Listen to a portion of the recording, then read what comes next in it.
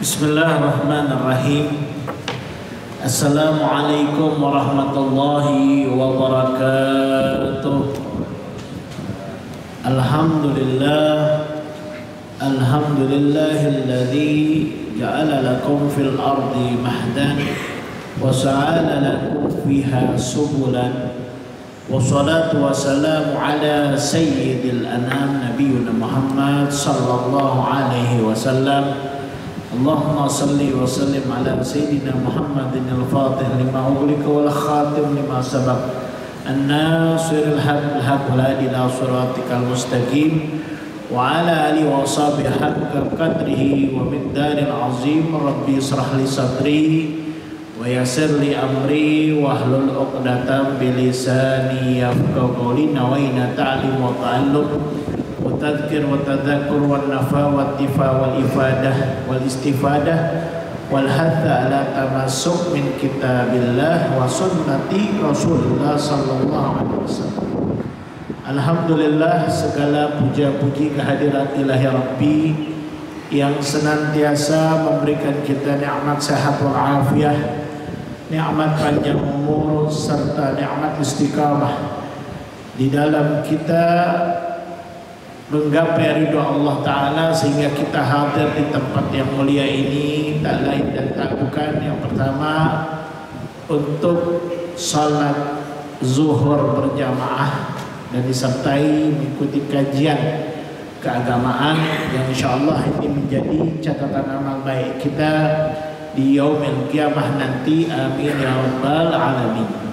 Salawat serta salam kita aturkan kepada Nabi Muhammad sallallahu alaihi wasallam, karena beliau adalah uswah kita, beliau qudwah kita, beliau panutan kita. Senantiasa kita bersalawat sebagai tanda cinta kita kepada Nabi Muhammad sallallahu alaihi wasallam, dan kita berharap dari salawat yang kita sampaikan kepada beliau tentu beliau membalas dengan syafaatul uzma di yaumil qiyamah nanti. Amin ya rabbal alamin. Ma'asyiral muslimin wa dhumratal mu'minin rahimakumullah. Sebelum kita memulai daripada kajian siang ini, kita baca suratul Fatihah.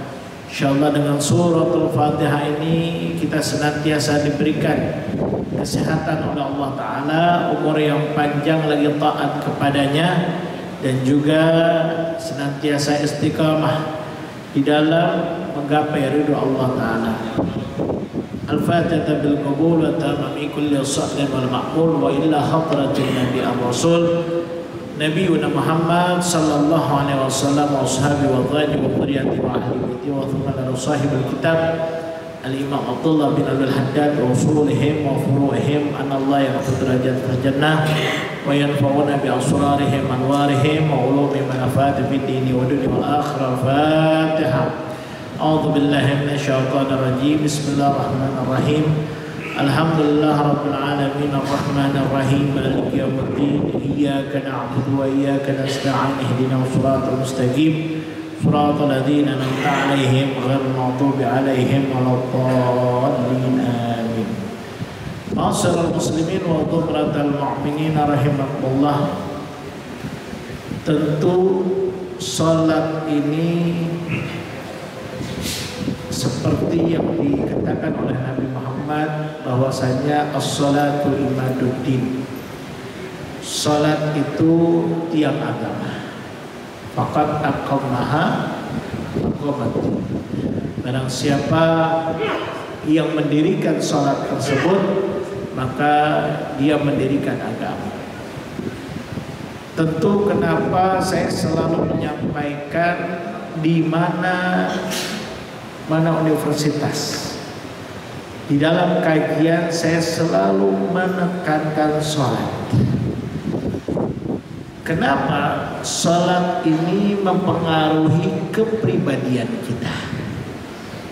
Sholat ini mendisiplinkan kita di dalam kehidupan sehari-hari kita, di mana sholat tersebut telah dinyatakan Allah telah termaktub di dalam Al-Quran bahwasanya sholat ini adalah aktivitas ruhani dan juga aktivitas jasmaniah kita.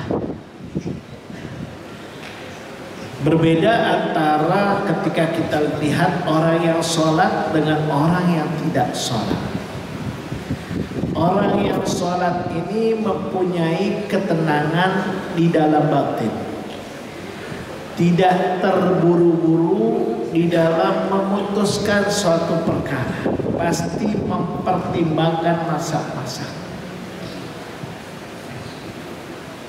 Dan inilah ya menjadi salah satu sholat ini menjadi tonggak kepribadian kita.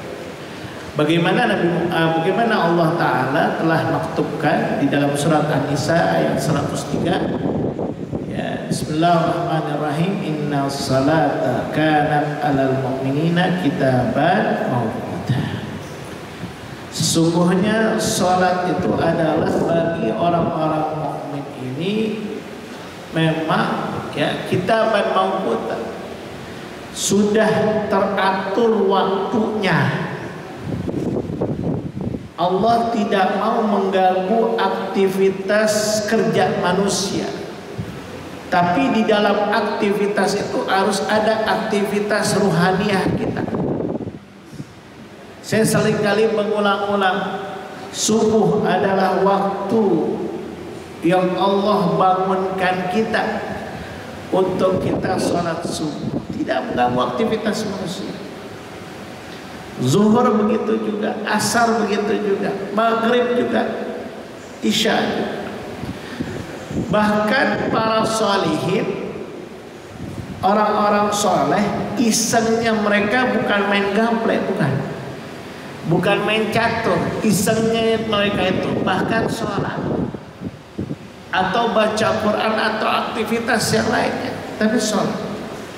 Maka disinilah ya kedisiplinan seseorang itu pengaruh dari sholat. Ya. Nah, tentu di sini dikatakan faslun ya wa 'alaika bil mubadarati bis salati awalul waqti bihaitsu la yu'adzinul mu'adzinu likulli maktubatin. Dan hendaklah engkau, kita nih ya, kata muallif, kata pengarang kitab ini Risalatul Ma'awana, bil mubadarah, bersegeralah di dalam sholat di awal waktu lebih bagus ya, dimana datang itu yaitu sebelum dikumandangkan azan oleh muadzin di setiap waktu sholat yang diperintahkan atau sholat 5 waktu. Illa waqad ya tawada'ta wa hadarta fil masjid. Ya, dan juga kecuali ini ya dia sudah wudu dan juga datang di masjid. Memang lebih afdol ini wudu dari rumah. Tapi terkadang kita syak ya. Kita syak, kita ragu, kita udah batal apa belum nih soal wudu. Kita nggak apa-apa wudu di masjid, tapi lebih afdal memang dari rumah. Ya, dan dia ada datang sebelum muadzin azan, ada datang di masjid, itu afdal. Karena kenapa? Ketika datang ke masjid ada namanya sholat tahiyatul masjid. Sholat sebagai penghormatan terhadap rumah Allah Ta'ala, itu sholat tahiyatul masjid. Bahkan ada sholat sunnah wudhu, begitu kan ya, boleh digabung nggak? Boleh ya, niatnya seperti itu. Fa'illam taf'al dhalik fala aqalla min an ya ta'khudha fil istidal shalah minhim ya tasma'ul adzan. Paling enggak ya, kau lakukan itu ya paling tidak itu paling sekecil-kecilnya mungkin ya dia istiqdad sudah siap-siap untuk sholat walaupun tidak waktu zuhur ya dia udah siap-siap dari rumah misalnya zuhur jam 12 siang ya, dari rumahnya mungkin jaraknya ya 100 meter atau 200 meter dia udah siap-siap dari rumah itu dari jam 11.45 udah siap-siap udah wudu dari rumah ya, ketika sudah sampai masjid dia paling nggak dengar azan ya, sampai sebegitunya. Waqad qala Allah Ta'ala waqad Rasulullah sallallahu alaihi wasallam fadlu awalil waqti ala akhiri ka fadlil akhirati ala dunya ya keutamaan awal waktu pada akhirnya ya seperti ya keutamaan akhirnya pada dunia. Artinya apa? Ketika kita awal waktu di waktu salat ini ya tentu akan mempunyai ya kenangan di akhir kita, kenangan sebelum wafat kita ya. Kalau kita buru-buru ketika adzan itu ya, muadzin berkumandang kita buru-buru bergegas ajil ya itu nanti itu mempunyai keutamaan ketika kita sebelum meninggal dunia toh ya keutamaan awal waktu ketika kita masih hidup itu akan berpengaruh pada akhirnya kehidupan kita. Nah, ini dia nih sampai Nabi Muhammad SAW mengatakan demikian. Tentu dulu saya ke rumah orang soleh itu diwasiatkan ya, oleh Syekh Muhammad bin Husain Al-Idrus. Saya tanya, ya Syekh, kalau hidup mau tenang, hidup itu punya solusi, apa sih rahasianya? Saya dulu dari kecil sampai begini hari paling senang ke rumah orang soleh ya, karena saya dituntun sama abahannya tuh ke rumah orang-orang soleh datang kita bawa tuh kalau bisa anak kita tuh nanti anak kita ponakan kita ke rumah orang-orang soleh dipegang dada kita tuh biasanya begitu kalau orang Betawi begitu ya. Sampai gini hari masih ke rumah orang-orang soleh ya. Kenapa? Kalau ke rumah orang soleh ada asarnya, ada pengaruhnya bagi diri kita. Apa yang kita dapat itu kalam-kalam mutiara, keberlanjutan dari estafet ya, kalamnya Rasulullah kepada sahabat, sahabat kepada tabi'in, tabi'in kepada tabi'ut tabi'in, kepada ulama il-amilin. Saya tanya toh, ya Syekh, apa sih rahasianya supaya hidup tenang, supaya kita kagak gelisah, supaya kita mendapatkan solusi dari problematika kita di dalam kehidupan sehari-hari? Apa yang dia jawab oleh Syekh Muhammad bin Husain Al-Idrus? Beliau menjawab bahwasanya cukup engkau sholat di awal waktu. Berarti tandanya apa ya? Kalau awal waktu itu berjamaah ya. Wakala Rasulullah sallallahu alaihi wasallam, Nabi Muhammad sallallahu alaihi wasallam tentu di dalam sabdanya kembali, awalul waqti ridwanullah wa akhiruhu afullah. Awal waktu sholat itu ridwanullah, mendapatkan redanya Allah Ta'ala. Ya, Allah redha. Apa yang kita lakukan itu Allah redha. Ya. Kalau orang benar-benar tahu ini faedah di awal waktu, ini masjid udah gak ketampung, Pak. Sayang aja Allah umpetin sesuatu yang mempunyai faedah yang cukup besar, karena manusia suruh cari tahu. Dan umur kita kan Allah rahasiakan juga. Jadi Allah suruh cari tahu nih, di mana letak keridhaan Allah Ta'ala. Ya, salah satunya dapat sholat di awal waktu.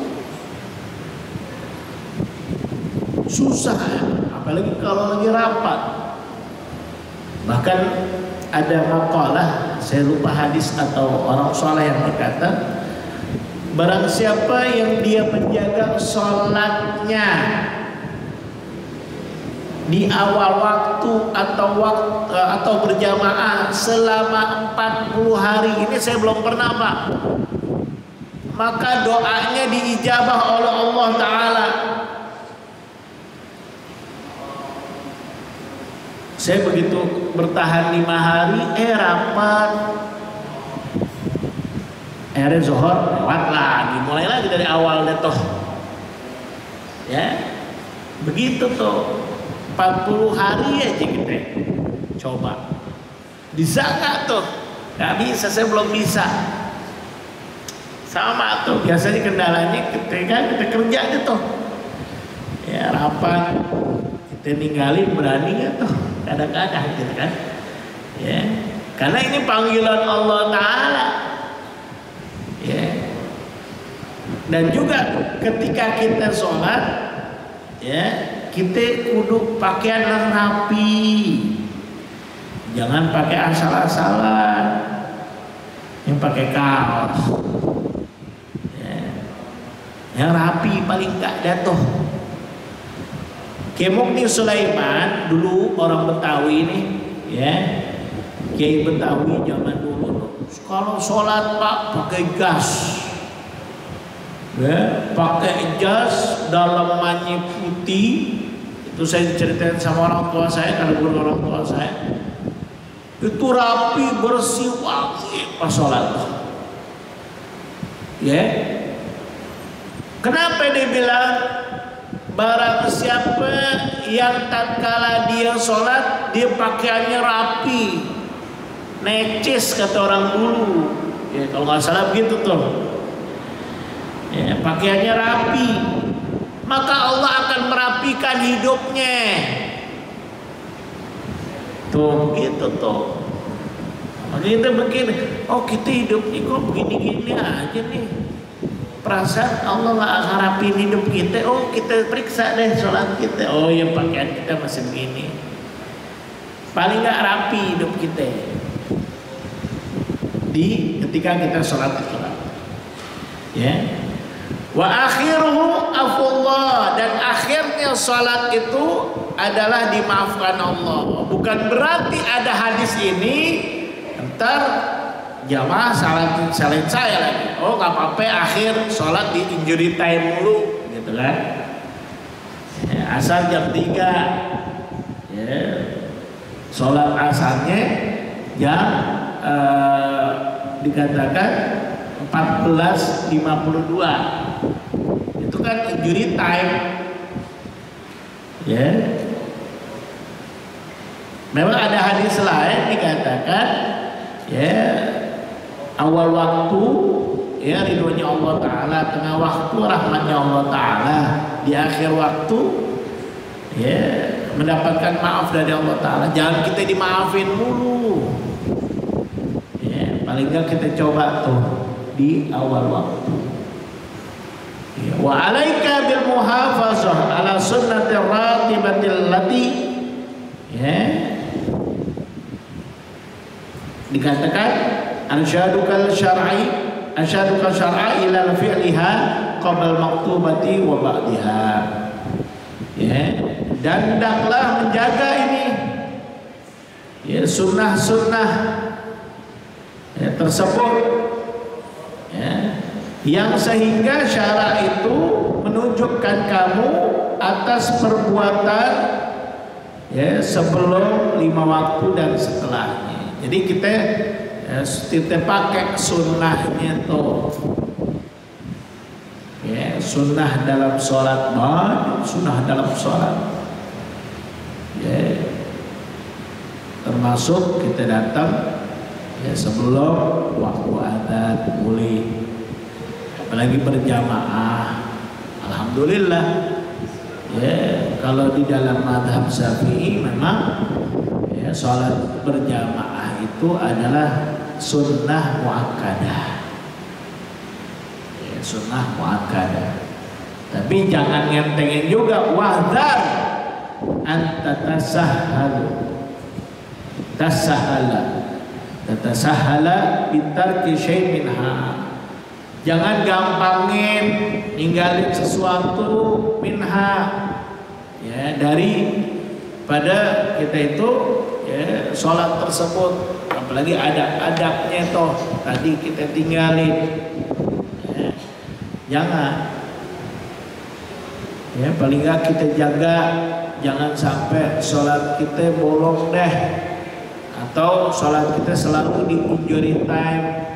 Kita biasain di awal waktu, biar bagaimanapun juga ya sholat bagian dari terpenting dari hidup kita toh.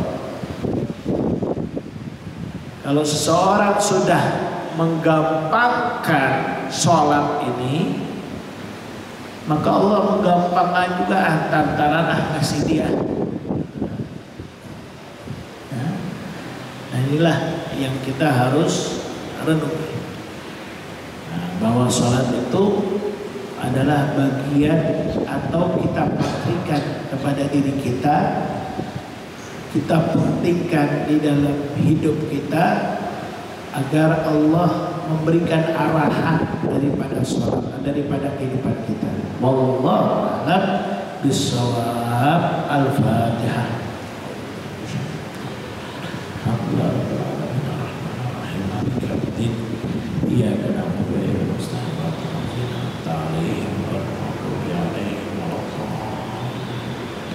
Allahumma barik al-Fatihah wa salli al-Fatihah al-Fatihah wa qul al-Fatihah wa sallallahu fahman nabiyyin wa fahmal muqarrabin wa fahmal awliya wa salihin da'wa wa tahiyatu wa salam alhamdulillah.